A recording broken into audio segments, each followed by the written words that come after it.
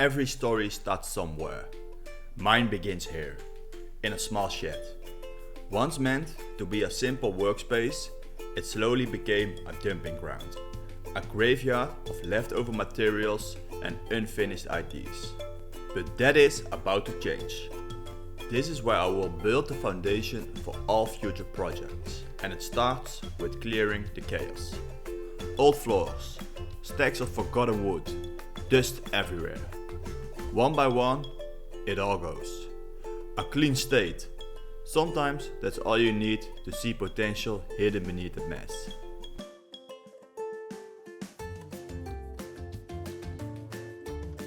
For this transformation, I gathered simple tools and materials.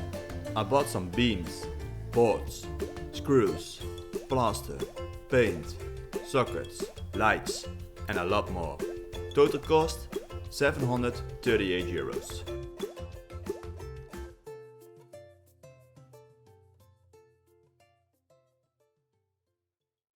The idea was simple, a workbench where the saw sits perfectly flush with the tabletop. But simple doesn't mean easy. Well, that rule applies especially to me.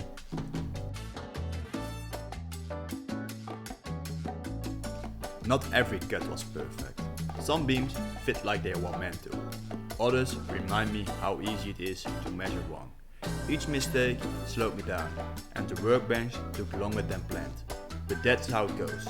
Progress, one lesson at a time.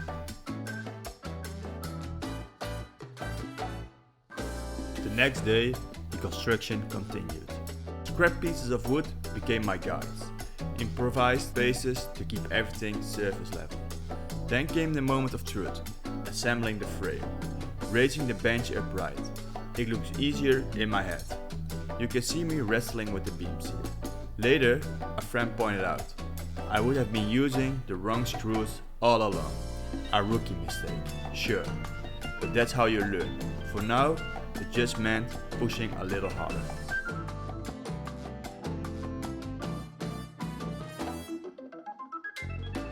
Next, I cut the bottom shelf to the right size. It adds strength to the frame and gives me a place to store the tools I use most often. After that, I installed the top planks. The saw is mounted slightly lower, so the blade sits level with the work surface. To make sure everything lined up correctly, I measured the saw height in advance and placed 2 extra pieces of wood underneath for the right fit.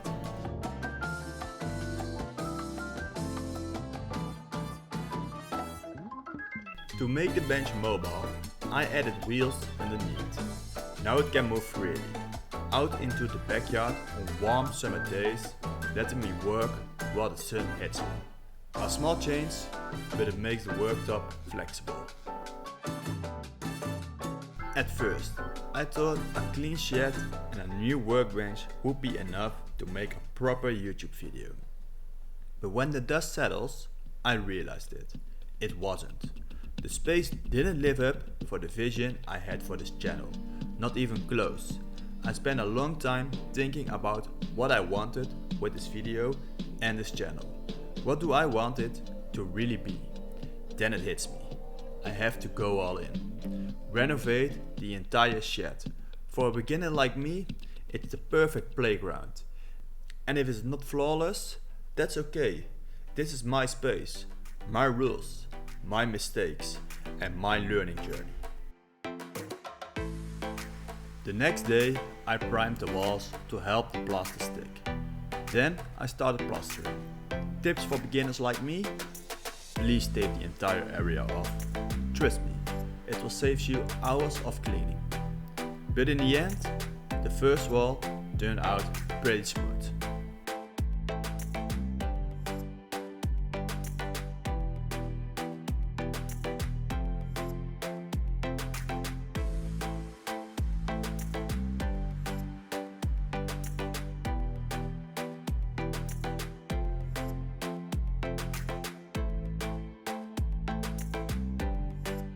Before plastering the other 3 walls, I fixed every imperfection first. Excess cement on the wall, the windowsill that was pretty old, and I removed the old screen outlets.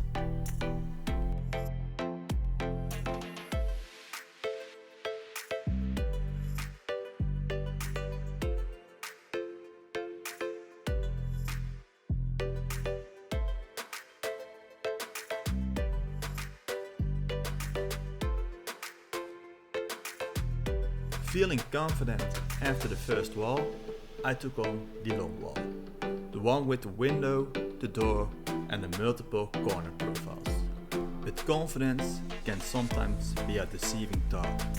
After finishing that first wall, I felt a surge of pride, like I had suddenly become a skilled DIYer, ready to tackle anything. Little did I know that the next wall would humble me and bring me back to ground. So feeling confident, I took on the long wall, the one with the window and the door with many corner profiles. But during work, I noticed my plaster was drying before I could finish the entire surface. At that point, every stroke became a race against time.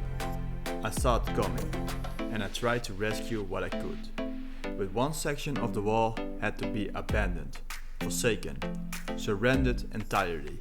I had to leave it alone to the unforgiving hand of drying plaster. A small battlefield lost in the war of creation. But the rest of the wall, the part that I could save, stood in stark contrast. Smooth, even, every line precise. A small victory carved out of chaos. For the forsaken section, I suddenly understood how a politician must feel, giving something up for the greater good. The next day, I returned to repair what I could. To my relief, the damage was far less than I feared. Once patched, there was hardly a trace left. I repeated the same process on the remaining walls, carefully applying plaster and smoothing out imperfections as I went.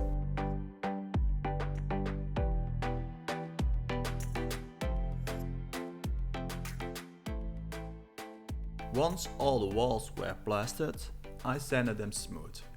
I reminded to always wear a fresh dust mask during this step. After sanding, I primed the walls again to reduce their absorbency before painting. Some of the sanding and painting footage was lost, but even so, you can start to see the transformation taking shape. With all 4 walls painted, I turned my attention to the floor, which had become a complete mess. Once cleaned, I installed the new black outlets.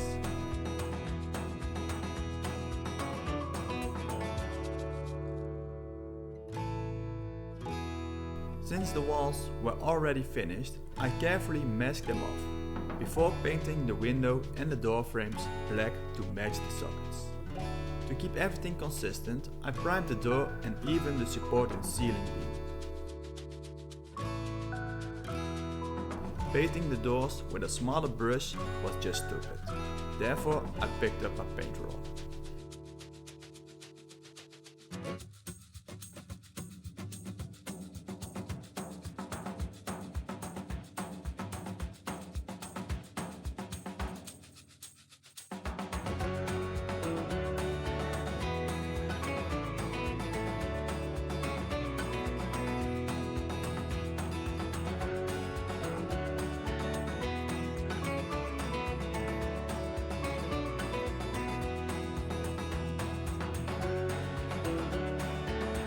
Finally, I tackled the ceiling. It took 2 coats to get the ceiling right, but in the end, every surface came together, transforming the shed one step at a time.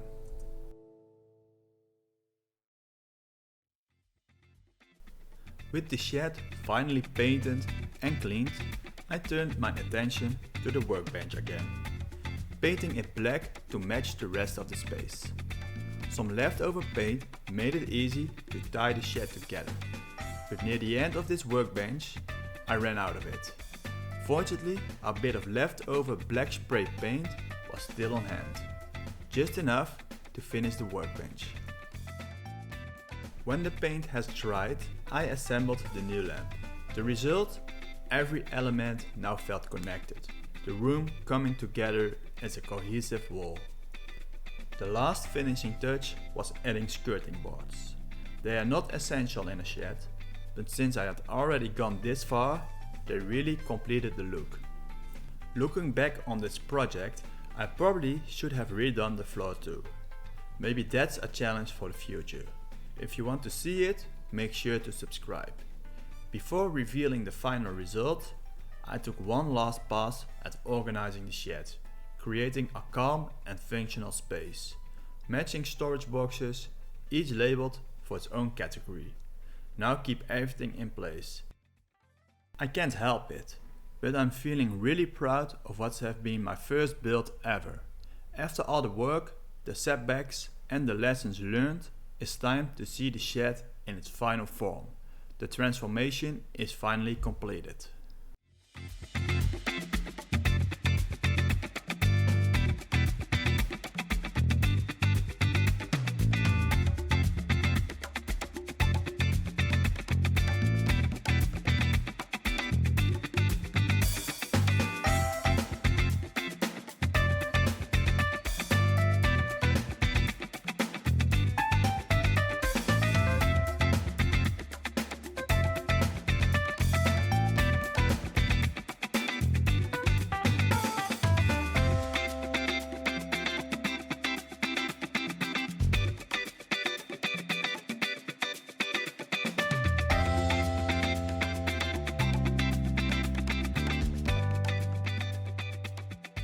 In the next video, I will take on a brand new challenge, building a custom TV wall. Our current setup works, but it looks unfinished. Cables spilling everywhere, and storage is lacking. This footage was filmed around Christmas, so forgive me for the mess. This time I will be creating custom storage cabinets from floor to ceiling. Some will even have a double function as a bench for our dining table. The ugly TV cables, they will be completely hidden.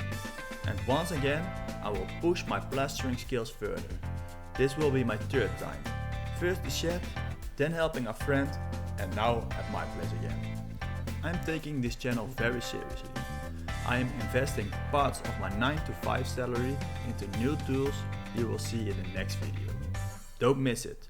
Subscribe and I will see you on the other side.